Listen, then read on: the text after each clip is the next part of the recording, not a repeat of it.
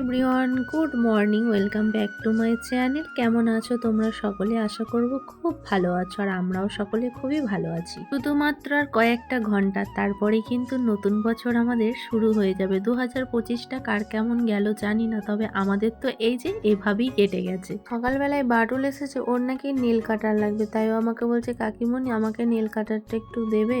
2024 সালের থেকে 2025 সালটা মোটামুটি ভালো খারাপ পাইল করেই গেছে আমাদের জীবনে। মানুষের কাছ থেকে পেয়েছি বুক ভরা কষ্ট, কিছু মানুষের কাছ থেকে পেয়েছি বুক ভরা ভালোবাসা। এটা তো আমাদের সাথে হবারই ছিল, শুধুমাত্র সৃষ্টিকর্তাই জানেন আমাদের সাথে পরীক্ষা করে দেখছেন আমরা কতটা কষ্ট সহ্য করতে পারি। ঘুম থেকে উঠেই কাজ কাম সেরে নিচ্ছে, আর এদিকে ঠান্ডা জল একটা নিচ্ছি, যেহেতু আমার বর ল্যাদ খেয়ে পড়ে আছে। ও এমনই 2025টাও এভাবে ওর কেটেছে, বলছে 26টা আমি চেষ্টা করব সকাল সকাল ঘুম থেকে ওঠা। ঠান্ডা জলটা ওর গায়ে দিয়ে দিয়ে আমি কিন্তু খুব আনন্দ পেয়েছি। চলো, নিজেরও তো একটু কেয়ার করতে হবে। আমরা ভুলে যাই জানো তো নিজেদের যত্ন নিতে, সবার যত্ন করি, কিন্তু এটাই মনে থাকে না যে নিজেকেও তো একটু সময় দিতে হবে। নিজের যত্ন না করে অপরের যত্ন করেছি, অপরের খেয়াল রেখেছি, তারপরেও দিনের শেষে যখন শোনা যায় তুমি আমার জন্য কি করেছো, তখন না বুকের ভেতরটা পাঁচড় দিয়ে ওঠে। চলো, 2025 সালে কিছু শেখাক আর না শেখাক, মানুষ চিনতে শিখেছে। মানুষ চিনে 2026টা আশা করব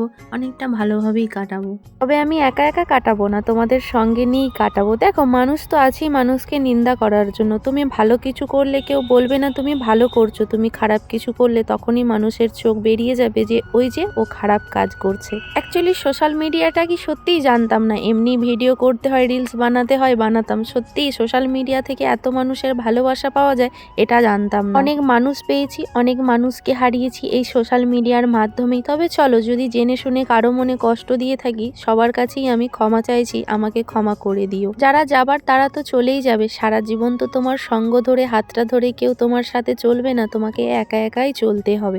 তবে দেখো, একা পথ চলাটা কিন্তু অনেকটাই কঠিন হলেও কিন্তু অনেকটাই ভালো। সকালবেলায় সবজিও নিয়ে চলে এসেছি, এখনো পর্যন্ত 12টা 28 হয়ে গেল, আমার পেট পুজো হয়নি। বড়মশাইয়ের দুবার পেট পুজো হয়ে গেছে, গোপাল সোনাকেও সেবা দিয়ে দিয়েছি। সবজি আনতে যাই, ওই যে দেখলে সবজি দাদা এতটাই লাজুক, আমি ভিডিও চালু করলেই সবজি দাদা অনেকটা লজ্জা পেয়ে যায়।